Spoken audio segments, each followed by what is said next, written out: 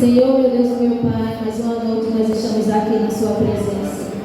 Obrigado por sua graça, misericórdia, seu favor sobre as nossas vidas no dia de hoje. Obrigado, Senhor, pela oportunidade que o Senhor tem nos dado todos os dias. Queremos te agradecer por estarmos aqui na sua presença. Queremos te agradecer pela palavra que vai ser ministrada. Queremos te agradecer por sua presença aqui neste lugar. Pai amado, Pai querido, eu apresento cada vida que se dispôs a estar aqui na tua casa por ouvir da tua parte, Senhor. Nesta noite eu quero diminuir para que o Senhor cresça, me esvaziar para que o Senhor me enche e sair de cena para que o Senhor opere. Que seja feita a sua vontade, o seu querer nesta noite, Senhor. A sua palavra, ela já tem o poder de curar, de restaurar, de transformar, de libertar. E hoje não será diferente. Assim acontecerá aqui em nossas vidas. Te agradecemos por tudo e tudo. Consagramos nossas vidas diante do teu altar e aplicamos o teu sangue sobre nossas vidas em nome de Jesus. Amém. Amém, amados. Eu gostaria que vocês abrissem suas Bíblias em Salmos, capítulo 121.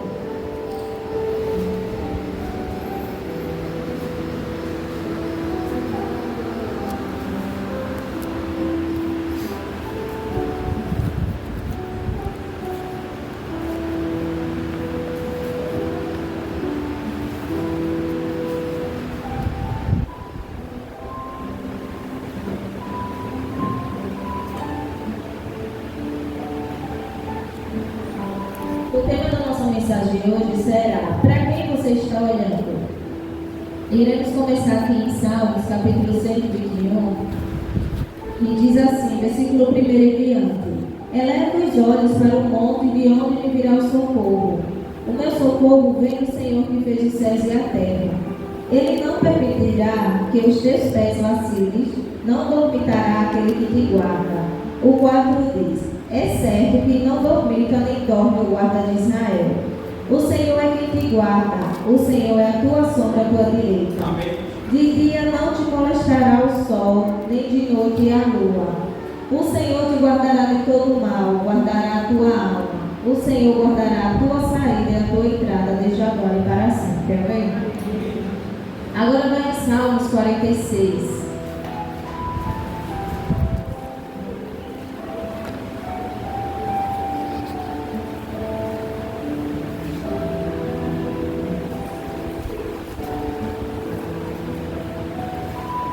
Salmos 46, versículo 1 em diante também fala sobre isso. E diz: Deus é o nosso refúgio e fortaleza. Ele é o socorro bem presente nas tribulações. Portanto, não temeremos, ainda que a terra se transtorne e os montes se abalem nos seios dos mares. O 3 diz: ainda que as águas tumultuem e espumejem, e na sua fúria os montes se estremeçam. O 4 diz: há um rio cujas correntes alegra a cidade de Deus, o santuário da morada do Altíssimo. Deus está no meio dela, jamais será abalado. Deus a ajudará desde o antemanhã. Bramam as nações, reinos se abalam. Ele faz ouvir a sua voz e a terra se dissolve. O Senhor dos exércitos está conosco. O nosso Deus é o nosso refúgio. Vinde, contemplai as obras do Senhor, que assolações efetuou na terra. Ele põe a termo as guerras até o confins do mundo. Quebra o arco e despedaça a lança. Queima os carros no fogo. Aquietai-vos e sabeis que eu sou Deus. Sou exaltado entre as nações, sou exaltado na terra. O Senhor dos exércitos está conosco, o Deus de Jacó, nosso refúgio. Amém? Nós que servimos ao Senhor e também outras pessoas que não servem, que não é diferente, todos nós somos seres humanos e todos nós somos filhos de Deus, não é verdade? Todos nós passamos por situações, desafios que vêm minar a nossa fé, que vêm nos enfraquecer, vêm nos entristecer. São situações em casamento, são situações na vida de filhos, são situações na vida de mãe, na vida de pais, que faz com que a gente venha desfalecer, que a gente venha desanimar, que a gente venha desacreditar do Deus que nós servimos, do Deus Todo-Poderoso que criou os céus e a terra, do Deus Todo-Poderoso que fez e faz grandes coisas. E às vezes, quando acontecem situações em nossas vidas, nós desfalecemos, não é verdade? Às vezes nós nos perguntamos, não está o Deus que eu sirvo? Eu clamo tanto ao Senhor e nada acontece na minha vida. E eu vejo tantas pessoas desesperadas, não só que eu vejo, mas também situações que são contadas para mim, que muitas pessoas, devido às situações que estão passando, acreditam que nunca irá vencer. Acredita que nada vai mudar na sua vida. Acredita que a situação que ela está vivendo, Deus nunca vai dar um ponto final. Mas eu quero te dizer esta noite, que você não olhe para as situações que estão à sua frente, mas que você eleve seus olhos para o céu, olhe para Deus e confie nas promessas dele sobre a sua vida. Amém? A promessa de Deus sobre nossas vidas é que Ele é poderoso para fazer infinitamente mais daquilo que pedimos ou pensamos. E assim, quando as pessoas estão conversando comigo, eu fico me perguntando o porquê das pessoas não entender a grandeza de Deus, não entender o poder de Deus. E esses dias, quando eu estava meditando, e Deus tinha falado comigo sobre os 3 tipos de ser, existem 3 tipos de homem na Bíblia: o homem natural, o homem espiritual e o homem carnal. O homem natural é aquela pessoa que é nascido de pai e mãe, que não nasceu na presença do Senhor, e elas se perguntam por que os cristãos tiram um momento para estar na casa do Senhor, porque os cristãos servem a Deus, porque os cristãos vão para a igreja adorar o Senhor. Se perguntam por que eles dizimam a oferta, por que eles fazem tudo isso, porque eles são pessoas naturais que não entendem as coisas do Espírito. Mas existem outras 2 fases, que é o homem espiritual e o homem carnal. O homem carnal, ou o crente carnal, são aqueles tipos de crente que vivem dentro da igreja, mas vivem uma vida de qualquer jeito. Não tem uma base de oração, não tem uma vida de devocional, não tem uma vida de intimidade com Deus. E tantas coisas acontecem na vida deles e eles acreditam que nada irá mudar, porque a fé dele não cresceu em Deus por falta da vida de intimidade que ele deveria ter com Deus. Mas também tem aqueles espirituais, aquele que serve a Deus com amor, com alegria, aquele que dizime a oferta, aquele que ora, aquele que busca, aquele que faz a vontade de Deus. E esses cristãos espirituais são mais que crescem, são mais que recebem da parte de Deus, porque ele não só conhece um Deus artificial, mas ele conhece o Deus verdadeiro da Bíblia. O crente carnal, quando ele não tem essa intimidade, então ele vive aquela vida no raso, não recebe da parte de Deus, vê as pessoas recebendo, mas ele mesmo não recebe. Mas o espiritual, que tem a intimidade com Deus, ele vê a diferença. Ele crê no Deus Todo-Poderoso, porque ele examina as Escrituras. E ele examina as Escrituras não só por examinar, mas ele examina, ele medita e ele recebe da parte de Deus. Ele vê o que Deus fez, ele vê o que Deus faz e ele vê o Deus que ainda pode fazer infinitamente mais sobre nossas vidas. Amém? Então há essa diferença sobre nossas vidas. E às vezes eu vejo muitas pessoas dizerem assim: mas por que nada muda na minha vida? Eu sou crente há tanto tempo, eu sirvo a Deus há tanto tempo e eu não vejo mudança na minha casa, no meu casamento, na minha vida. Eu acredito que você precisa dessa intimidade com Deus. Você precisa conhecer o Deus, não o Deus que eu prego, mas o Deus que você vive com Ele. Amém? Porque é fácil você chegar aqui e ouvir o que Deus fez na minha vida. É fácil você ouvir as experiências que eu tenho com Deus. É fácil você ouvir as maravilhas que Deus fez na minha vida. Mas quando você passa a ter uma vida com Deus, você não vai conhecer só o meu Deus, você vai conhecer o seu Deus. Porque do mesmo jeito que Ele faz na minha vida, Ele faz também na sua vida, Ele também faz na sua casa, Ele faz no seu casamento, Ele faz na vida dos seus filhos. Amém? Então há essa diferença. E eu não estou aqui para criticar aqueles que recebem e aqueles que não recebem. Eu estou aqui para mostrar para você que Deus, Ele é o mesmo. Amém? Ele não muda. Ele não é só o Deus que faz para aqueles que buscam. Ele faz para aqueles também que estão dispostos a buscar também. Então Deus não só me ama, Ele ama cada um de vocês. Deus, Ele não faz só por mim, Ele faz por cada um de vocês. Amém? Então, quando você se vê nessa situação, Senhor, porque a palavra do Senhor, ela é poderosa para transformar, curar e libertar. Nós sempre dizemos aqui, quando ministramos a palavra do Senhor, nós não temos esse poder de restaurar a sua vida, nós não temos esse poder de curar, nós não temos esse poder, nós temos a palavra de Deus, que é o próprio poder de Deus, sendo falado através de nós para libertar, salvar e transformar a sua vida. Mas quem faz isso é Jesus, amém? Quem faz isso é Jesus. Agora eu gostaria que vocês abrissem suas Bíblias em Juízes, capítulo 6.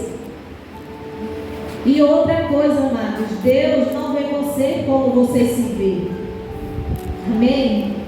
Muitas vezes, também o que nós devemos mudar em nossas vidas é o jeito de como nós vemos a situação, mudar o jeito como nós nos vemos e nós vemos as coisas, porque Deus não me vê como eu me vejo, Deus não vê você do jeito que você se vê, porque nós temos uma limitação sobre nossas vidas. Às vezes nós estamos passando por alguma coisa e a gente diz, eu não vou vencer, meu Deus, isso não vai acontecer na minha vida. E Deus sempre ali soltando e dizendo, não, você é mais que vencedora, você vai conseguir, você é corajosa, você é vitoriosa. Então, Deus nunca nos vê como nós nos vemos. Agora Deus quer que a gente se veja como Ele nos vê. Amém? E aqui nessa passagem de Gideão é muito poderosa. Essa passagem ela é muito linda porque Gideão, ele se vê como uma pessoa pequena, uma pessoa incapaz. Mas Deus não vê ele como uma pessoa pequena, uma pessoa incapaz. Deus vê ele capaz. Amém? E nesta noite Deus está dizendo que você não olhe para você mesmo, que você não olhe para a situação que está acontecendo, mas que você olhe para Ele, porque Ele tem o poder de transformar todas as situações. Amém?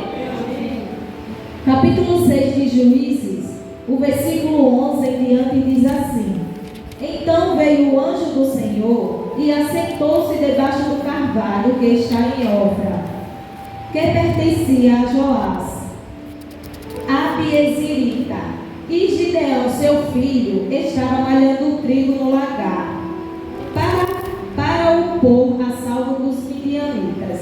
Então o anjo do Senhor lhe apareceu e lhe disse: O Senhor é contigo, homem valente. Respondeu-lhe Gideão: Ai, Senhor meu, se o Senhor é conosco, por que nos sobreveio tudo isso?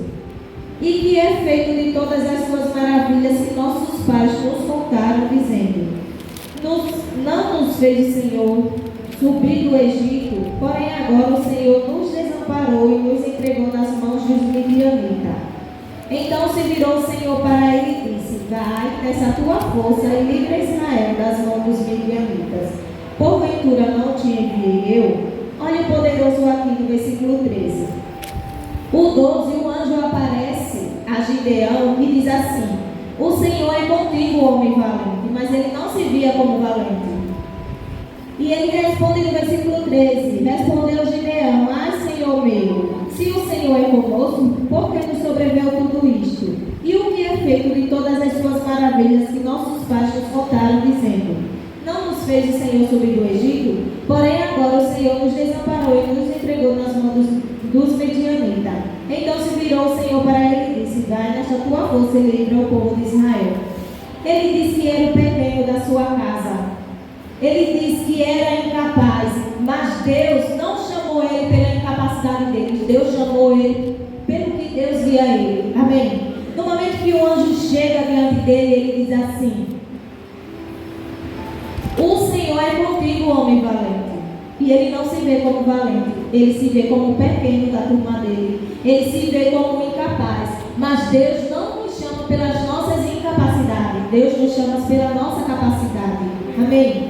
Então você não é o que você se vê, você não é um fracasso, você não foi um erro, você é filho e filha amada de Deus, você é valente e corajosa. A palavra de Deus diz em Jeremias que quando o Senhor chama Jeremias para profetizar sobre a nação, ele diz assim: Mas eu sou apenas uma criança. E o Senhor disse a ele: A todos os lugares que eu mandar você ir, você vai. E a tudo que eu mandar você falar, você falará, porque é eu que estou contigo. filho. Amém?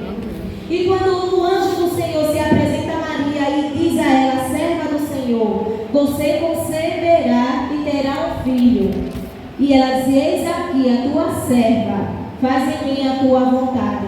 Mas ela teve medo, mas ela se sentiu incapaz. Mas Deus, como eu já disse, Deus não vê a nossa incapacidade, Deus vê a nossa capacidade. E o que é que o Senhor quer tratar conosco esta noite? O Senhor está dizendo que eu e você somos a coluna das nossas casas, amém? Ah, mas tem a situação do meu casamento que não está bem, meu marido bebe, que é isso e é aquilo, e eu acredito, vocês falando, né? Muitas vezes as pessoas falam, eu acredito que não há mudança na minha casa, mas o Senhor não está vendo essa sua limitação. Deus está vendo o que Ele pode fazer através de você para restaurar a sua casa e a sua família. Você crê? Amém? Você é a coluna da sua casa. Ah, mas só eu e meu filho. Você é a coluna da sua casa. Ah, mas é só eu e meu marido. Você é a coluna da sua casa para restaurar, para transformar, para curar, através de oração, através das suas palavras. Não palavras negativas pelo que você está vendo, mas palavras positivas, vinda direto do trono de Deus, amém? Não o que você está vendo, mas o que você deseja ver. Você não tem que falar o que você está vendo, você tem que falar o que você quer ver. Ah, é cura sobre a minha vida, eu declaro cura. Ah, mas eu estou sentindo, mas eu declaro que eu sou curado, pois a palavra de Deus diz que Ele levou na cruz todas as nossas dores e enfermidades, pelas pisaduras de Jesus, pela morte de Cristo, seu sangue derramado na cruz, eu recebi restauração, eu recebi cura e libertação. Então é isso que nós temos que declarar, independente da situação. Não pelo que nós estamos vendo, mas pelo que nós estamos crendo e pelo que nós queremos ver. Amém? Não importa qual seja a situação que você está passando hoje. Não importa qual seja a situação, que o Senhor não possa entrar nesse negócio e mudar essa situação. Porque Deus é poderoso para fazer. E quando Ele morreu na cruz, Ele veio nesse propósito de libertar, de salvar, de curar, de restaurar. E Ele não só fez aquilo naquele dia, é para a vida toda, até que Ele venha a restauração da parte dEle, a libertação, a cura. Ah, mas isso é impossível aos meus olhos. Aos seus olhos é impossível, mas para Deus todas as coisas são possíveis. Basta a gente crer, confiar e declarar a palavra de Deus. Amém? Confie na palavra do Senhor Jesus. Não declare palavra negativa sobre a sua vida, sobre a sua casa. Por mais que a situação esteja feia, não declare palavras de derrota, não declare palavras negativas. A palavra ela tem poder de abençoar e a palavra tem poder de amaldiçoar. E o ser humano aqui na terra, eles acreditam mais nas palavras de maldições do que nas palavras de bênção. Mas nós temos que mudar esse foco, nós temos que confiar mais nas palavras de bênção, independente da situação que nós estejamos passando. Amém? Eu quero continuar aqui nessa versão, em Juízes aqui, que a gente começou no capítulo 11, eu quero terminar. Juízes capítulo 11, vamos de novo, mas eu quero ler essa versão aqui. Então via o anjo do Senhor, versículo 11. 6, capítulo 6, versículo 11. Então via o anjo do Senhor veio e sentou debaixo do carvalho da fazenda de Joás, da família de Abiezira, em Ofra. Gideão, filho de Joás, estava malhando trigo, fazia isso no lagar, local onde as uvas eram espremidas para a produção do vinho para esconder dos midianitas. O 12 diz: o anjo do Senhor apareceu a Gideão e disse: homem valente, o Senhor está com você. Aleluia. O 13 diz: Gideão respondeu: ah, meu Senhor, se o Senhor está conosco, por que aconteceu tudo isso com o meu povo? E onde foram parar todos os milagres que os nossos pais contaram com o que aconteceram quando o Senhor libertou Ismael do Egito? Porém agora o Senhor deixou o meu povo desamparado e entregue ao domínio destruidor dos midianitas. O 14 diz: então disse o Senhor: com essa força que você tem, avante, liberte Israel do povo dos midianitas. Sou eu quem está enviando para esta missão. Amém? Eu vejo muitas pessoas dizerem que para que eu nasci? Para que eu vim a esse mundo? E quando nós estamos passando por algumas situações de desafiadoras, que a gente acredita que não vai haver mais mudança, não só na nossa área de casamento, de família, mas na nossa área pessoal mesmo. Acontece alguma coisa e a gente se pergunta, mas por que, meu Deus, está acontecendo isso comigo? Eu acho que eu não vou vencer, eu acho que eu não vou sair dessa situação. Todos nós nascemos com um propósito, amém? Eu não sei qual é o seu propósito. O seu propósito pode ser de alegrar uma pessoa com um sorriso, com um abraço, com uma palavra de ânimo. O seu propósito pode ser não, todos os propósitos daqueles que já entregaram sua vida a Jesus, de ir pregar o Evangelho. Esse é de todos, amém? Esse é o propósito de todos, de pregar a palavra, mas cada um nasceu com um propósito. E aqui, quando ele diz assim, então disse o Senhor, com essa força que você tem, avance, liberte Israel do povo dos midianitas.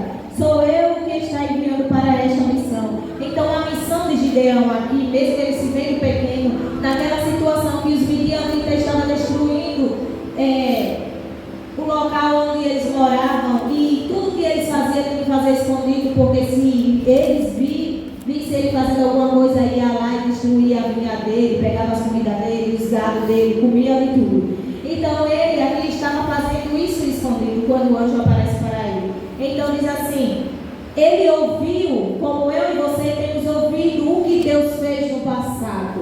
Mas é como eu disse a vocês, nós não estamos só servindo a um Deus que fez no passado, nós servimos o Deus que faz no presente e o Deus que faz no futuro, amém? Então quando o anjo diz para ele assim, vai nessa tua força livrar o povo de Israel, mas antes disso ele diz assim, e nós ouvimos tanto os nossos pais falarem do que esse Deus fez, e por que agora ele nos desamparou? A situação não é que Deus ele nunca nos desampara, mas a situação sobre nossas vidas que Deus permite para que nós venhamos nos fortalecer, para que nós venhamos ser mais fortes, amém?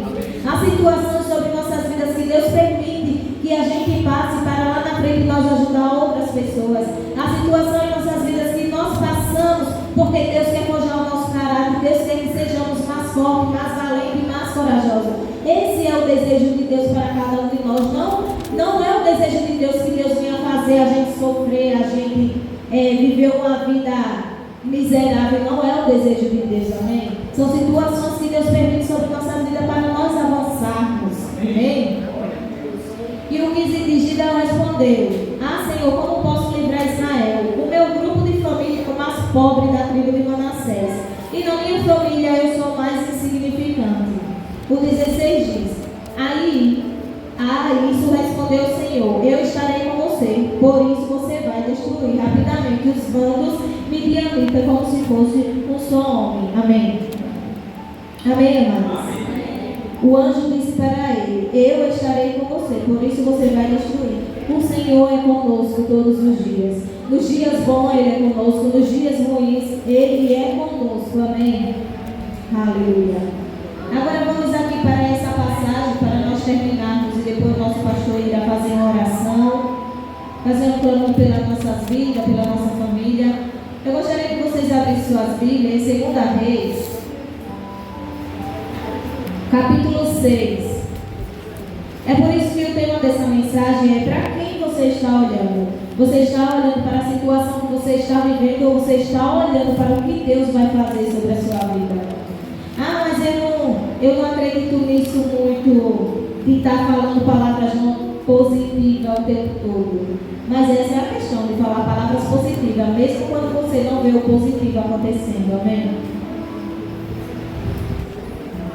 Capítulo 6 de 2 Reis, o versículo 8, para vocês entenderem.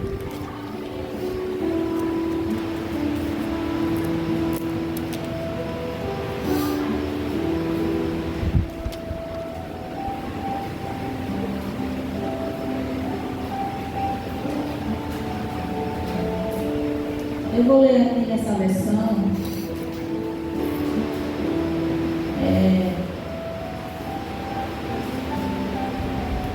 Essa nova versão aqui é Nova Bíblia Viva Português. Ela é mais explicada um pouquinho. E diz assim, no capítulo 6 de 2 Reis, versículo 8 em diante, diz assim: o rei da Síria estava em guerra contra Israel. Ele reuniu-se com os seus oficiais e comandantes abundantes e disse: montarei o meu acampamento em tal lugar.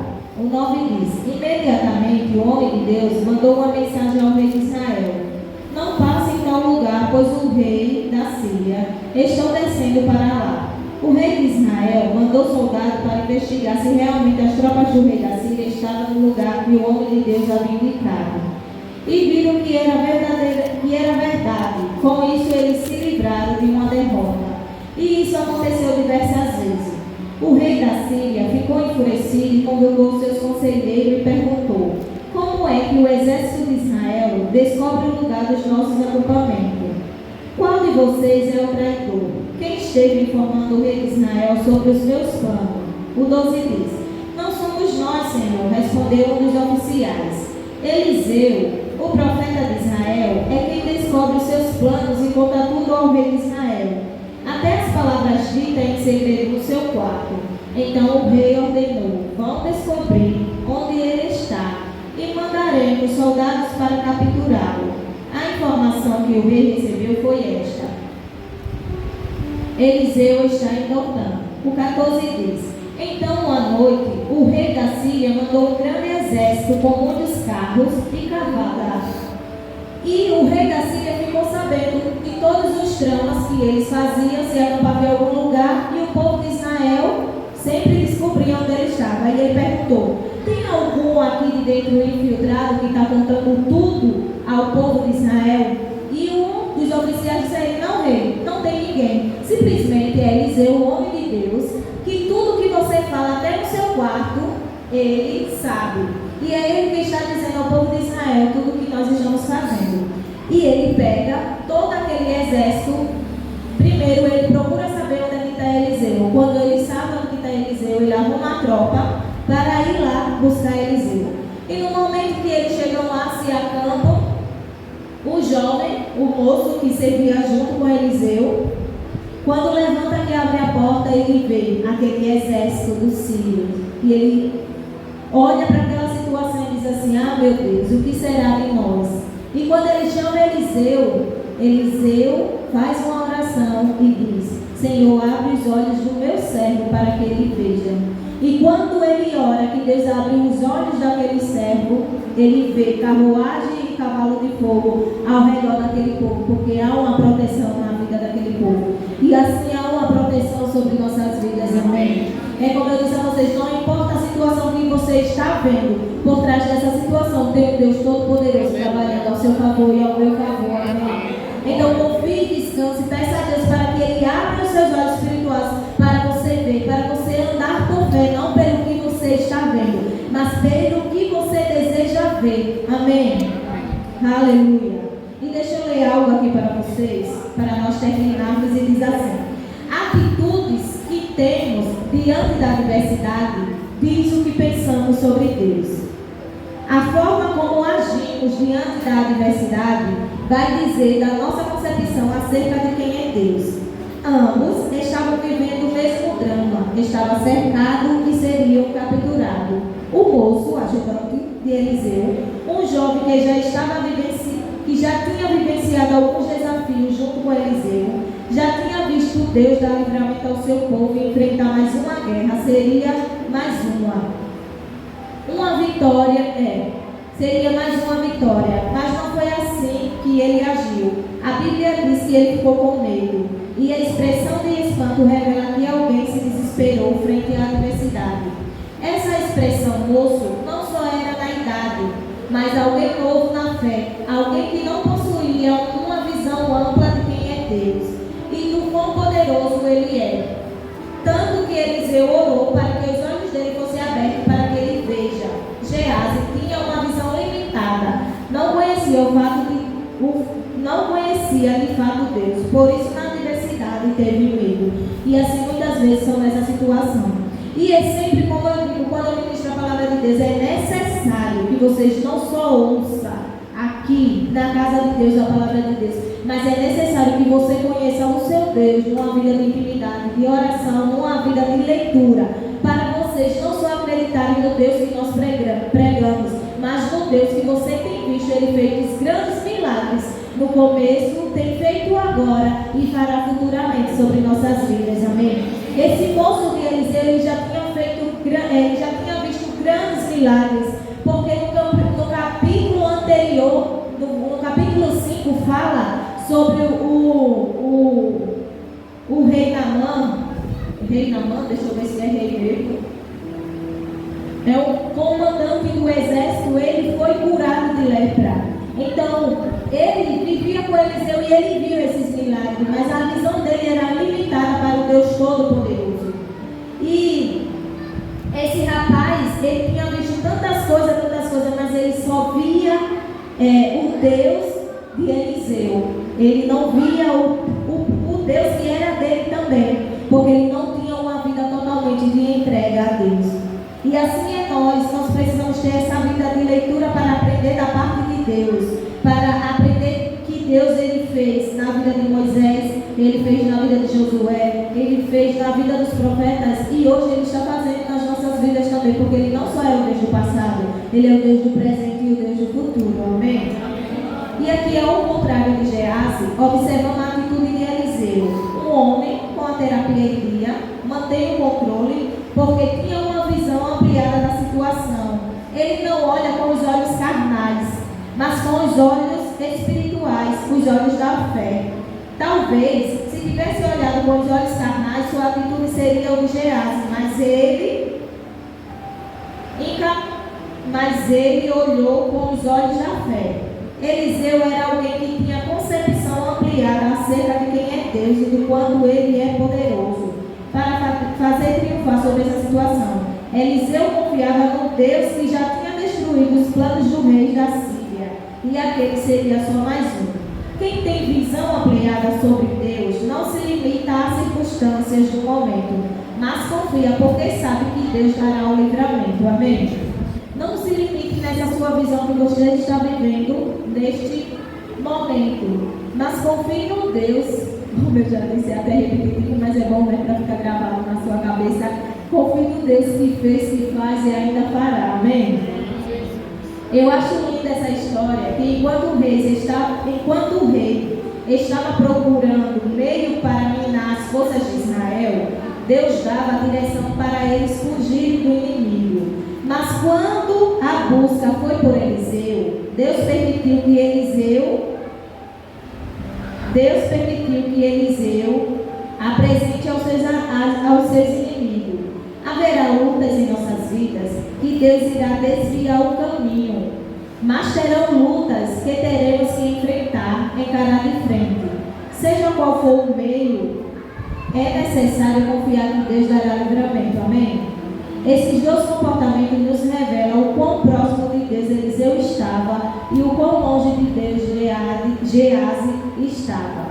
Deixa eu falar isso aqui de novo. Seja qual for o meio, é necessário confiar que Deus dará livramento. Amém? Vai ter situações em nossas vidas que Deus vai nos poupar, mas vai ter situações em nossas vidas que Deus vai nos colocar de frente da situação, como eu disse, para nos fortalecer, para nos fazer avançar, para nos fazer crescer. Amém? Então Deus não é um Deus carrasco que me fez sofrer, que me faz sofrer. Deus é um Deus poderoso que transforma, que liberta, que cura, que restaura. Se esse momento que você está passando é um momento de você enfrentar, então enfrente, mas vai ter momento que Deus vai te livrar. E como já teve tantos momentos que Deus livrou. Amém? Que você seja abençoado com essa palavra.